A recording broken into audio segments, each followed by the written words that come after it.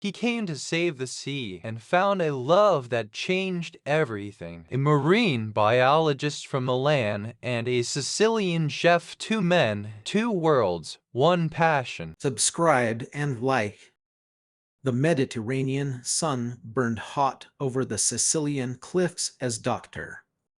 Alessandro Conti guided his motorcycle along the coastal road. As one of Europe's top marine biologists, he usually spent his days in laboratories and research vessels, not chasing down stubborn chefs in remote fishing villages. But the new marine preserve project demanded local cooperation, and Chef Giovanni Russo held more influence in this village than the mayor.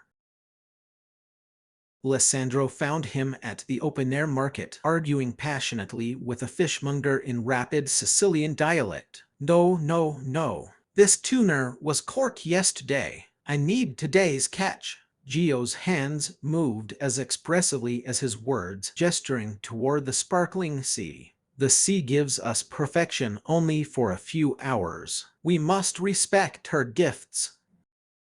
Signor Russo, Alessandro interrupted, flashing his university credentials. Dr. Conti, I'm here about the marine preserve.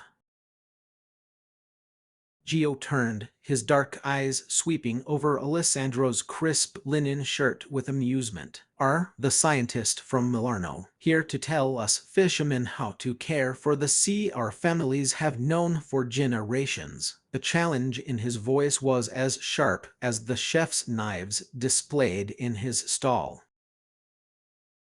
Subscribe and like. Their first meeting at Gio's seaside restaurant, Il Mare Nostro, was a disaster. Alessandro presented data charts showing declining fish stocks. Gio countered with ancestral knowledge passed down through 5 generations of fishermen.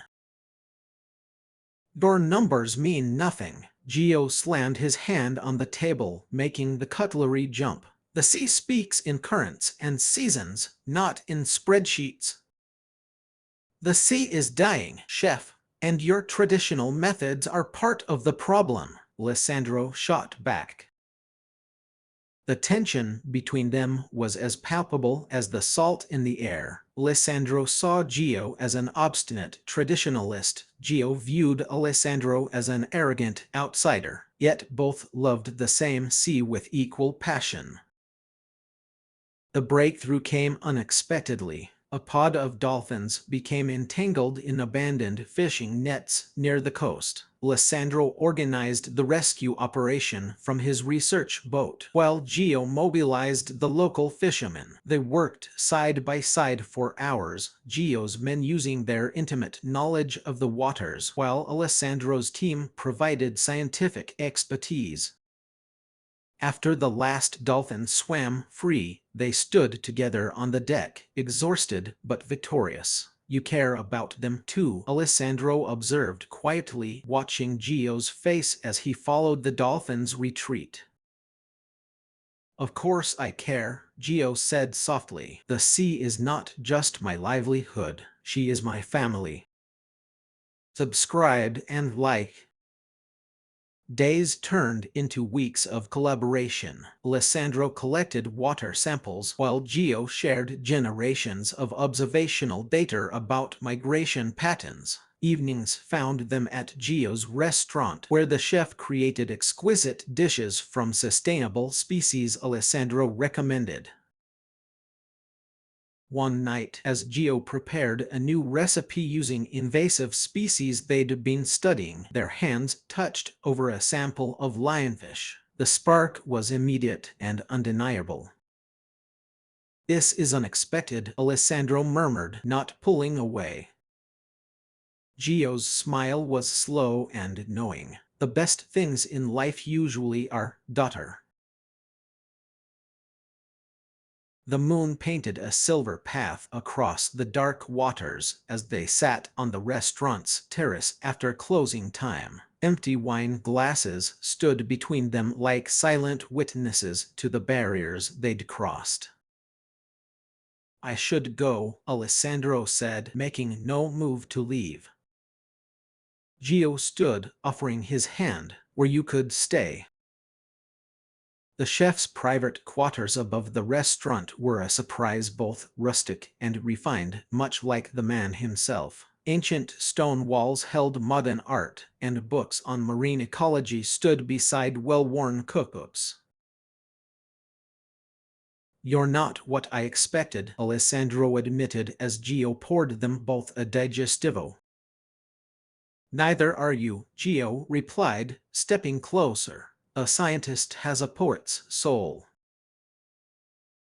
Their first kiss tasted of the sea and citrus of long-denied desire finally given voice. Gio's hands, so skilled with knives and ingredients, were surprisingly gentle as they undressed each other. The world narrowed to the feel of sun-warmed skin and the sound of waves crashing below. Later, in Gio's bed, with a sea breeze cooling their heated skin, they explored each other with unhurried curiosity. Alessandro traced the tattoo of a sea turtle on Gio's shoulder, a tribute to the creatures they both loved. Gio mapped the scientist's body as if memorizing a new coastline. When Alessandro received an urgent email recalling him to Milan for a critical funding meeting, he made a decision that shocked them both. "I'm not going," he told Gio as they sorted research data in the lab.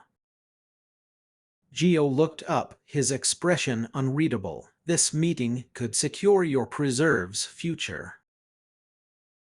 "Some things are more important than funding," Alessandro said, his voice steady. "This is my future. You are my future." Their collaboration became legendary in marine conservation circles. Gio's restaurant became a showcase for sustainable seafood, while Alessandro's research flourished with the chef's unparalleled access to local knowledge. 1 year later, on the terrace where they'd first acknowledged their feelings, Alessandro presented Gio with a custom-made chef's knife. Engraved on the blade was a simple message: "Il mio cuore è grave il tuo mare." "My heart is your sea." Gio's eyes shone as he read the inscription. "This is a marriage proposal, isn't it?"